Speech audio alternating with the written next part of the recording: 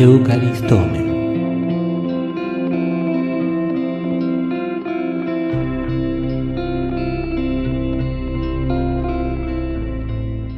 Bienvenidos. Hoy vamos a meternos a fondo en una serie de textos fascinantes que hemos estado analizando desde el portal comunicadorcatólico.com.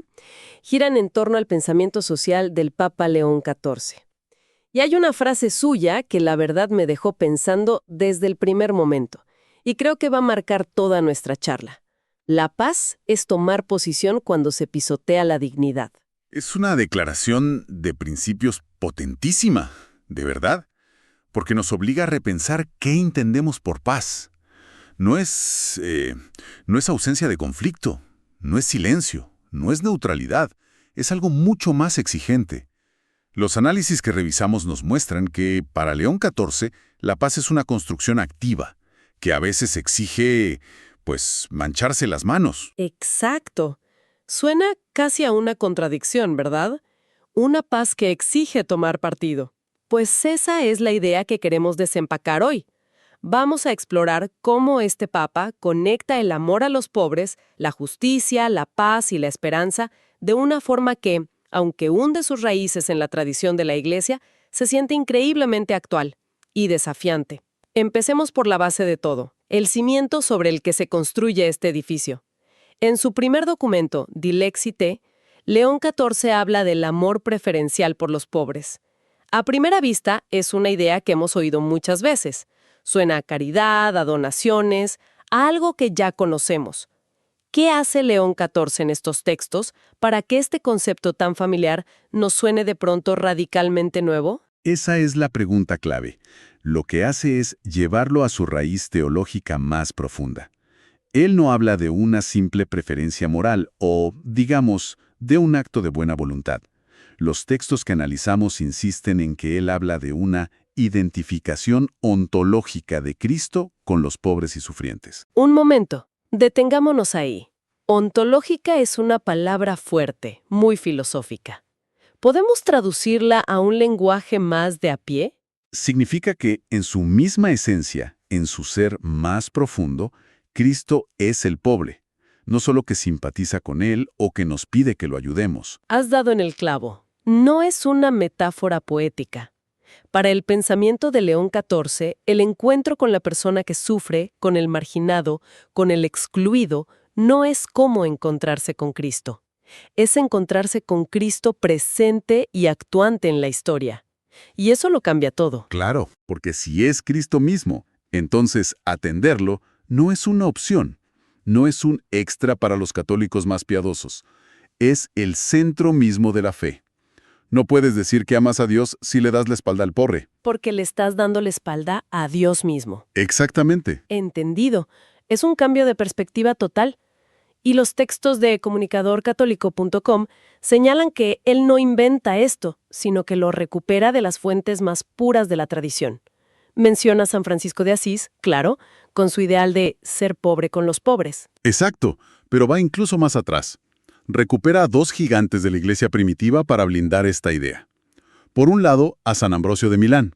Cuando el Imperio Romano le exigió que entregara los tesoros de la Iglesia, él reunió a todos los pobres, los huérfanos y las viudas, los presentó ante los soldados y dijo: «Estos son nuestros verdaderos tesoros». Y por otro lado, y esto es quizás lo más revolucionario, cita a San Agustín. ¿Qué dice San Agustín? San Agustín enseñaba que lo que le das al pobre no es una dádiva, no es un regalo de tu generosidad, es una restitución. Restitución. ¡Wow! Esa palabra lo cambia absolutamente todo. No es qué generosa soy por darte algo que es mío, sino te estoy devolviendo algo que en el fondo ya era tuyo. ¿Es esa la idea? Precisamente. Es una bomba de tiempo teológica y social. San Agustín, y León XIII lo retoma con toda su fuerza, está diciendo que la propiedad privada tiene un límite moral fundamental, el bien común, el destino universal de los bienes. Cuando una persona acumula en exceso, mientras otras carecen de lo más básico, no está reteniendo su dinero, está reteniendo el dinero de los pobres. Ajá. Por eso no es caridad, es justicia. Es restaurar un equilibrio roto, se pasa del paternalismo a la justicia. Vale, el fundamento es increíblemente profundo y nos sacude por completo. Pero me surge una pregunta inevitable. Si esto es así, si el pobre es Cristo y ayudarlo es un acto de justicia, la caridad individual se queda corta. Una limosna en la puerta de una iglesia no resuelve la injusticia estructural. ¿Cómo aborda León XIV ese salto del individuo al sistema? Ahí es donde entra, con toda su fuerza, lo que conocemos como la doctrina social de la Iglesia. Para León XIV, no es un apéndice de la fe ni un manual de política. Es la consecuencia lógica y necesaria de esa identificación ontológica que mencionábamos. Si amamos a Cristo en el pobre, no podemos quedarnos en el gesto individual. Tenemos que preguntarnos por qué hay pobres. ¿Qué estructuras económicas, políticas y culturales generan y perpetúan esta exclusión? Es decir, la doctrina social es la herramienta para pasar del dar pescado a transformar el sistema que impide a la gente aprender a pescar. O más bien que le roba los ríos donde pescar. Exacto. Exactamente. Por eso los análisis que leemos en comunicadorcatólico.com conectan esto directamente con uno de sus discursos más potentes, donde define los derechos a la tierra, techo y trabajo, no como simples aspiraciones políticas, sino como derechos sagrados. Usar la palabra sagrado para algo tan terrenal como el trabajo o una casa es una declaración muy fuerte. Le da un peso completamente distinto. Es que los saca del debate puramente económico o ideológico y los pone en el plano de la dignidad humana fundamental. Decir que son sagrados significa que no son negociables. Significa que si un sistema económico no es capaz de proveer tierra, techo y trabajo para todos, ese sistema es moralmente deficiente. Entiendo. La economía, insiste León XIV, debe estar al servicio de la persona y del bien común, no al revés. Una fe que no se traduce en este compromiso por transformar las estructuras, para él se convierte en un ritual vacío, en lo que él llama espiritualismo desencarnado. Y esto lo coloca en una línea muy clara con sus predecesores, ¿no? Los textos mencionan una continuidad orgánica desde la Rerum Novarum de León XIII, que fue la primera gran encíclica social, hasta la Fratelli Tutti del Papa Francisco. Totalmente. Él no está rompiendo con nada, está desarrollando y actualizando un magisterio de más de un siglo. Lo que hace es subrayar con una fuerza particular que no se puede hablar de paz sin hablar de justicia social. Son las dos caras de la misma moneda. Exacto. Y eso nos lleva de vuelta a la frase del inicio. A la idea de la paz. Porque aquí es donde se pone realmente interesante y para muchos quizá polémico. Cuando León XIV desmonta la idea de una paz entendida como neutralidad o como simple ausencia de guerra, y afirma, la paz es tomar posición. Es una redefinición muy poderosa. Él parte, de nuevo, de San Agustín, que definía la paz como la tranquilidad del orden. Pero León XIV le añade un matiz crucial. ¿De qué orden estamos hablando? Claro. No puede haber un orden verdadero donde reina la injusticia. Un cementerio tiene mucho orden y mucha tranquilidad, pero no tiene paz. Una sociedad donde unos pocos viven en la opulencia a costa del sufrimiento de muchos puede parecer ordenada, pero es una sociedad estructuralmente violenta. Entonces, la paz no es el punto de partida, sino el punto de llegada. Se construye. Se construye, y para construirla, dice el Papa, es un imperativo moral decidir de qué lado estar cuando la dignidad humana es pisoteada. La neutralidad, en un contexto de injusticia, no es una virtud, es complicidad con el opresor. El silencio ante el sufrimiento ajeno no te hace pacífico, te hace cómplice. Entiendo la crítica a la neutralidad como complicidad. Es potente. Pero tomar posición hoy en día, en nuestro mundo, suena a guerra cultural, a polarización, a trincheras. ¿Cómo distingue el pensamiento de León XIV entre tomar una posición evangélica desde los pobres y simplemente sumarse a una trinchera ideológica, sea de izquierdas o de derechas? Esa es la pregunta del millón, y el Papa es muy consciente de ese riesgo. Por eso, el ejemplo que utiliza para ilustrar esta idea no es un político ni un ideólogo, sino una figura como la sierva de Dios Dorothy Day. La periodista y activista estadounidense del siglo XX. Una figura fascinante. Fascinante y compleja. Dorothy Day encarna esa síntesis perfecta entre una fe profundamente ortodoxa, sacramental, y una ortopraxis, una práctica correcta radicalmente comprometida con los últimos. Ella fundó el movimiento del trabajador católico, abrió casas de hospitalidad, vivió en pobreza voluntaria, pero al mismo tiempo era pacifista, se oponía a la guerra Ujú. y criticaba tanto el capitalismo salvaje como el totalitarismo comunista. Su posición no cabía en ninguna etiqueta política. Su única ideología era el evangelio vivido hasta las últimas consecuencias. O sea, el lado que hay que tomar no es un partido político, sino el lado de la víctima, el lado de quien tiene la dignidad pisoteada, sea quien sea. Exactamente. Para León XIV, Dorothy Day es el modelo. Demuestra que la lucha por la justicia social no es un añadido político a la fe, sino su consecuencia natural e inevitable. Y eso nos lleva a la idea de una paz combativa. Wow, espérame, una paz combativa. Eso suena casi a un oxímoron. Me vuela la cabeza, porque culturalmente asociamos la paz con la ausencia de lucha, con la calma, no con una forma de lucha. Es un combate, pero en un sentido espiritual y moral. No es una lucha contra personas, sino contra las estructuras de pecado, contra la deshumanización, contra la indiferencia. El Papa advierte en uno de los textos que cuando ignoramos el sufrimiento del otro, no solo dañamos al otro, sino que degradamos nuestra propia humanidad. Nos volvemos menos humanos. Sí. Por eso, la justicia social no consiste solo en redistribuir bienes materiales. ¿En qué consiste entonces? Consiste sobre todo en redistribuir reconocimiento, en ver en el rostro del oprimido, del migrante, del desempleado, la imago Dei, la imagen de Dios. Y esa imagen exige un respeto absoluto e incondicional. La lucha por la paz es la lucha por lograr que todos seamos capaces de ver esa imagen sagrada en el otro. Todo esto dibuja una tarea inmensa, casi titánica. Transformar estructuras económicas, defender la dignidad, construir una paz combativa.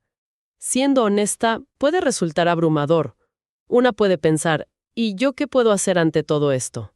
¿Qué camino propone León XIV para abordar este desafío sin caer en la desesperación o el cinismo? Propone un camino que, de nuevo, empieza por un lugar sorprendente, la humildad.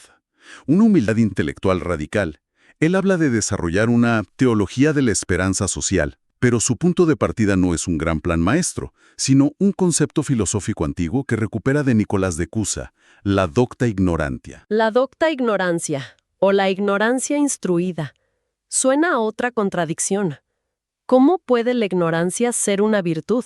Se trata de reconocer con honestidad y humildad que no sabemos que no sabemos. Es admitir que no tenemos todas las respuestas. Es la antítesis del ideólogo que cree tener el plan perfecto para arreglar el mundo. Ya veo. La docta ignorantia es la actitud de quien sabe que la realidad es mucho más compleja que sus propias ideas y que, por lo tanto, lo primero que debe hacer no es hablar, sino escuchar. Es decir, no se trata de llegar con un manual de soluciones, sino con una actitud de apertura y de aprendizaje. Reconocer los límites de la propia razón como el primer paso para encontrarse de verdad con el otro. Justamente. Hay una frase de León XIII que citan los análisis que es luminosa. La Iglesia se hace experta en humanidad si camina con la humanidad y se hace eco de sus preguntas en su corazón. ¡Qué buena frase! Esto significa que la doctrina social no se escribe desde un escritorio o una biblioteca. Se construye desde la escucha atenta del clamor de la gente. Y especifica a quiénes hay que escuchar prioritariamente: los jóvenes, los pobres, las mujeres y quienes son silenciados. A ellos los reconoce como fuentes legítimas de sabiduría teológica y social. Por lo tanto, la esperanza que propone no puede ser una espera pasiva. No es simplemente sentarse a mirar al cielo esperando que las cosas cambien por arte de magia. De ninguna manera. Es lo que él define como una esperanza operante, una esperanza activa. No es un optimismo ingenua. El optimista cree que todo saldrá bien. El que tiene esperanza sabe que las cosas pueden salir mal, pero actúa de todos modos porque cree que el bien es posible y que vale la pena luchar por él. Esta esperanza no se proyecta fuera de la historia, aún más allá, sino que actúa en la historia, aquí y ahora. Impulsa procesos de transformación, aunque sean pequeños y lentos, con paciencia y fraternidad. Es pasar, como se lee en los análisis, de la ignorancia docta a la esperanza operante. De un no sé humilde a un pero actúo, confiado. Exacto. Es una virtud profundamente política y social. Es la que nos invita a construir un mundo nuevo, paso a paso, sin garantías de éxito, pero con la convicción de que cada gesto de justicia y fraternidad es una semilla del reino de Dios que ya está germinando entre nosotros. Hemos recorrido un camino intenso. Partimos de un amor a los pobres que es justicia, no caridad. Vimos cómo eso exige transformar las estructuras a través de la doctrina social. Nos encontramos con una paz que es combativa y que nos obliga a tomar partido por la dignidad humana. Y terminamos con una esperanza que nace de la humildad y se convierte en motor para la acción. Todo esto a partir de los análisis que nos ofrece comunicadorcatólico.com sobre el magisterio de León XIV. En síntesis, es una llamada a una fe encarnada. Una fe que no le tiene miedo al mundo, sino que lo abraza en su complejidad y en sus heridas. Es un magisterio que desafía cualquier tipo de complacencia, ya sea la del conservador que se refugia en la sacristía o la del progresista que reduce la fe a una ONG. Nos recuerda que seguir a Cristo tiene consecuencias muy concretas y a veces muy incómodas en el modo en que organizamos nuestra vida en común. Y esto nos deja con una reflexión final, una pregunta abierta. Los textos insisten en que la fe auténtica exige una elección, un posicionamiento. Si la paz verdadera, como dice el Papa, requiere tomar posición, queda flotando en el aire una pregunta para quien nos escucha. En un mundo tan complejo y polarizado como el nuestro, ¿qué significa en la práctica elegir un lado? ¿Cómo hacerlo desde el corazón del Evangelio, defendiendo a la víctima sin demonizar al adversario y sin caer en la simpleza de las trincheras ideológicas que nos enfrentan cada día?